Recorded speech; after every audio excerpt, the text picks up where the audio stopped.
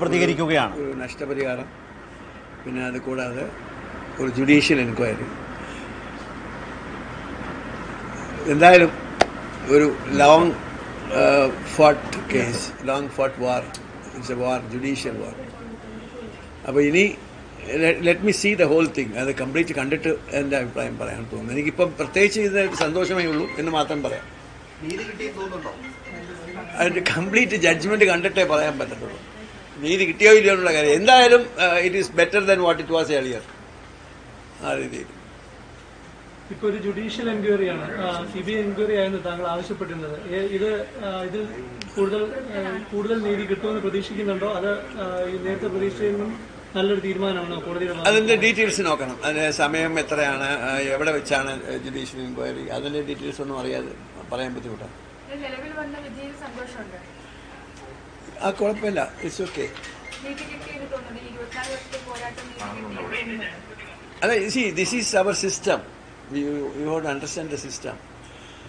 Suddenly this is better than what it was yesterday എന്നുള്ള രീതിയിൽ നമുക്ക് പറയാം. ഇനി ഫുൾ ജഡ്ജ്മെന്റ് വായിച്ച് നോക്കിയിട്ട് എന്തെങ്കിലും ആക്ഷൻ എൻ്റെ സൈഡിൽ നിന്നുണ്ടോ എന്നുള്ള കാര്യം നമുക്ക് തീരുമാനിക്കാം.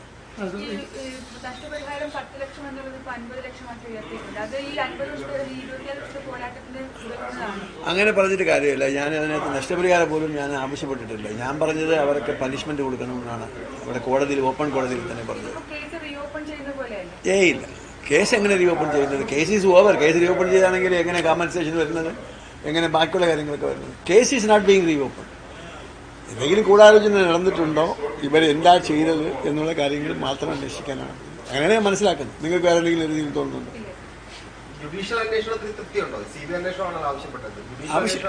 നമ്മൾ ആവശ്യപ്പെടുന്നത് എല്ലാം കിട്ടുന്നില്ലല്ലോ. പക്ഷെ എന്തായാലും ജുഡീഷ്യൽ അന്വേഷണം അത് എങ്ങനെയാണ്, അതിന് ടൈം ലിമിറ്റ് ആരാണ്, എനിക്ക് കുറച്ചുകൂടെ മനസ്സിലാക്കാനുണ്ട്.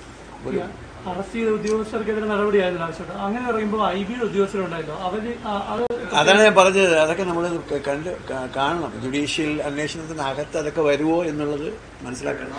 ഇപ്പോൾ ടു ഏർലി, ഇപ്പോൾ വന്നതിലേ ഉള്ളൂ. നമുക്കിപ്പോൾ പെട്ടെന്ന് റിയാക്ട് ചെയ്യാൻ ബുദ്ധിമുട്ടാണ്.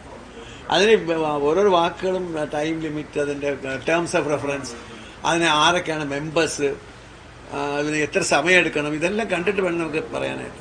അല്ലെങ്കിൽ പറയുന്നതിന് അർത്ഥമല്ല. I think you are all waiting for long. ഇനി ഇതിനെ കൂടുതലായിട്ട് ഒന്നും ഇപ്പോൾ പറയാനില്ല. ഇനി സംതിങ് കുറച്ചുകൂടി ഡീറ്റെയിൽസ് അവർ അപ്ലോഡ് ചെയ്യുമല്ലോ, ഈ ജഡ്ജ്മെൻറ്റ് ടോട്ടൽ. അത് കയ്യിൽ കിട്ടിയാൽ നമുക്ക് കുറച്ചുകൂടി റിയാക്ട് ചെയ്യാൻ പറ്റും. ഇന്ന് വൈകിട്ട് എന്തായാലും I think I am having some discussion. ഇതിനകത്ത് ന്യൂസ് അവറിലുണ്ട്, ഏഷ്യാനെറ്റിൽ. അത് ജഡ്ജ്മെന്റ് കണ്ടിട്ടില്ല. നമുക്കത് ഇപ്പോൾ അവർ പറയുന്നത് അറസ്റ്റ് ചെയ്തത് തെറ്റാണ് എന്നുള്ള രീതിയിൽ പറയുന്നു. പക്ഷേ മുമ്പും പറഞ്ഞിട്ടുണ്ട്, അന്നത്തെ സർക്കാർ ഇപ്പൊ A ഗ്രൂപ്പിന്റെ മുതിർന്ന നേതാവ് തന്നോട് അപ്പോളജൈസ് ചെയ്തിരുന്നു എന്ന് മുമ്പ് പറഞ്ഞു. ആരാണ് നേതാവെന്ന് ഈ ഘട്ടത്തിന്റെ പേര് പറയാൻ പറ്റും? എന്തിനാ പറഞ്ഞിട്ട് കാര്യമില്ല. ഇതിനകത്ത് പല പല കാര്യങ്ങളും പറയാതിരിക്കുന്നു. പക്ഷെ അത് പറഞ്ഞിട്ട് കാര്യമില്ല.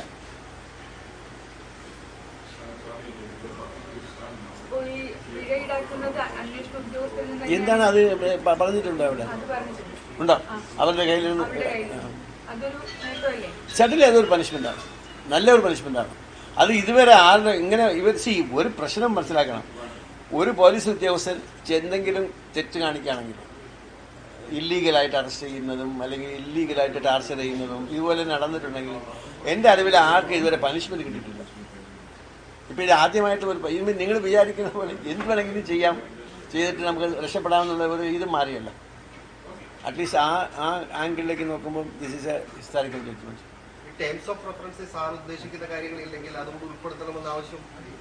അറിയാൻ വയ്യ ലീഗലായിട്ട്. ഇനി അടുത്തതായിട്ട് അതിനകത്ത് അമെൻമെന്റ് വല്ലതും ചോദിക്കാൻ പറ്റുമോ എനിക്കറിയില്ല. അത് വായിച്ച് നോക്കിയിട്ട് വേണം പറയാനായിട്ട്. നിയമ പോരാട്ടം ഇവിടെ കഴിഞ്ഞോ? എങ്ങനെയാണ് ആ ജഡ്ജ്മെന്റ് കണ്ടിട്ട് വേണം നിയമ പോരാട്ടം കഴിഞ്ഞോ ഇല്ലോ എന്ന് പറയാനായിട്ട്. ഐ തിങ്ക് എല്ലാവർക്കും കൺഫ്യൂഷൻ അല്ലേ, നമ്മളെല്ലാവർക്കും. അത് കണ്ടിട്ട് പറയാം. അത് 2 മണിക്ക് അത് കംപ്ലീറ്റ്ലി അപ്ലോഡ് ചെയ്യും. നിങ്ങൾക്കൊക്കെ ചെന്ന് കാണാം സൈറ്റിൽ.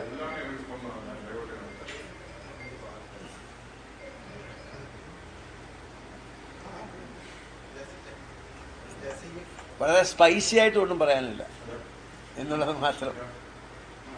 ഇതുവരെ പറയാത്ത എന്തെങ്കിലും പറഞ്ഞോളൂ ഈ ഗതി വന്ന സാഹചര്യം. എന്താ ഇതുവരെ പുറത്ത് പറയാത്ത എന്തെങ്കിലും പറഞ്ഞോളൂ. അങ്ങനെയുള്ള കാര്യങ്ങളൊന്നുമില്ല. അതുകൊണ്ട് പറയാനുള്ള കാര്യങ്ങൾ എന്തെങ്കിലും ഐ വാസ് ഹോപ്പിംഗ് ഒരു CBIയുടെ എൻക്വയറി ഉണ്ടാവുമെന്ന് വിചാരിച്ചു. അതില്ല. ഇനി ജുഡീഷ്യൽ എൻക്വയറി എന്തുമാത്രം സമയമെടുക്കും, എങ്ങനെയാണ് അത് കണ്ടറിയണം. ഇതുവരെയുള്ള ജുഡീഷ്യൽ എൻക്വയറിയുടെ ചരിത്രം എടുക്കുമ്പോഴേ ഇത് പേപ്പേഴ്സ് ഓഫ് ഫണ്ട്സ് വന്ന് ഇത് അന്വേഷിച്ച് ഇതിന് സർക്കാരിന് റെക്കമെൻഡേഷൻ കൊടുക്കുക എന്നുള്ളതാണ് സ്വാഭാവികമായിട്ട് നടന്നു വരുന്ന നടപടി.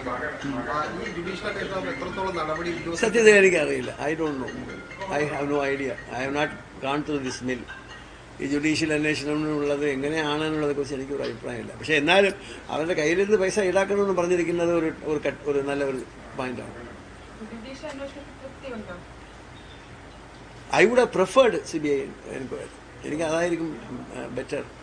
അറ്റ്ലീസ്റ്റ് സ്റ്റേറ്റ് ഗവൺമെന്റിന് ഒരു അന്വേഷണമോ അല്ലെങ്കിൽ ഒരു CBIയുടെ അന്വേഷണമോ ഏതെങ്കിലും ഒരാൾക്ക്. ജുഡീഷ്യൽ എൻക്വയറി എന്ന് പറയുമ്പോൾ ചിലപ്പോൾ അതൊരു സ്ലിപ്പറി ആണോ എന്ന് എനിക്കറിയില്ല.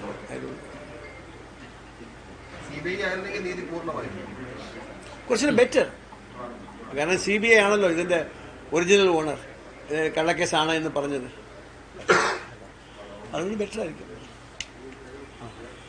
ഫാനിടാവില്ല, ഭയങ്കര ചൂടല്ലേ. തീർന്നല്ലോ. നമുക്ക് പിന്നെ കാണാം. എന്തായാലും കാണുമല്ലോ. ഇത് 7 മണിക്ക് എവിടെ വരും? നമ്മുടെ റിപ്പോർട്ടർ ചാനലുണ്ട്. എവിടെ ഉണ്ട്? നമ്പി നാരായണനാണ് എവിടെ വെച്ചാണ് കോടതി സുപ്രീം കോടതി വിധിയോടുള്ള ആദ്യ പ്രതികരണമാണ് നടത്തിയത്. കേസിന്റെ വിധിയുടെ വിശദാംശങ്ങൾ വന്ന ശേഷം കൂടുതലായി പ്രതികരിക്കാം എന്നാണ് അദ്ദേഹം സൂചിപ്പിച്ചത്. ഏതായാലും 50 ലക്ഷം രൂപയും അത് അവരുടെ കയ്യിൽ നിന്ന് ഈടാക്കും, അങ്ങനെയാണ് പറഞ്ഞിരിക്കുന്നത്. പിന്നെ ഒരു ജുഡീഷ്യൽ അന്വേഷണം 3. ഈ പണം ഈടാക്കുമെന്ന് പറയുന്ന ഓഫീസറിൽ ഒരാളാണ് ഇപ്പം പ്രതികരിക്കാതെ മാറി നിൽക്കുന്നത്. ഏറ്റവും പ്രധാനപ്പെട്ട കക്ഷിയാണ്. അദ്ദേഹത്തിന് പ്രതികരിക്കാനാവില്ല എന്നുള്ളതല്ല എന്റെ സംശയം. അറിയില്ല, അങ്ങനെ ചോദിച്ചോ നിങ്ങൾ? എന്ത് പറയുന്നു പുള്ളി? പ്രതികരിക്കാനില്ല എന്നാണ് പുള്ളി പറഞ്ഞത്. അങ്ങനെ പൊതുവെ ഒരു കാര്യങ്ങൾ പ്രതികരിക്കുന്ന ആളല്ലല്ലോ അല്ലേ? ധാർമ്മികമായി അദ്ദേഹത്തിന് പ്രതികരിക്കാൻ അവകാശമുണ്ട്. അങ്ങനെ അഭിപ്രായം പറയേണ്ടത് ന്യായമല്ലേ? പറയണം. എന്റെ അഭിപ്രായം അതാണ്. ഇവരൊപ്പം തുല്യമായുള്ള കുറ്റക്കാരില്ലേ അതാണ് ഇതിന്റെ ടേംസ് ഓഫ് റെഫറൻസിന് ഇവരെ കുറിച്ച് മാത്രം അന്വേഷിക്കണമെന്ന് പറഞ്ഞിരിക്കുകയാണോ അല്ല പൊതുവെ പറഞ്ഞിരിക്കുകയാണോ എന്നുള്ളത് അതിനെ കാണുമ്പോൾ അറിയാം. അന്ന് കസ്റ്റഡിയിൽ പീഡിപ്പിച്ച പലരെയും താങ്കൾക്ക് പോലും ആരെന്ന് പോലും അറിയില്ല എന്നുള്ള ഒരു ഘട്ടം ഈ പലപ്പോഴും അത് ഇപ്പോഴും അറിയാവുന്നുള്ള ആരും അവിടെ വന്നിട്ടില്ല. അത് വരാത്ത കാരണം വന്നാൽ അവിടെ മനസ്സിലാക്കി കഴിയും. ജുഡീഷ്യൽ എൻക്വയറിക്ക് പരിമിതികളില്ലേ ഇത്തരം? എനിക്കറിയില്ല, ഞാൻ പറഞ്ഞില്ലേ, നോക്കണം.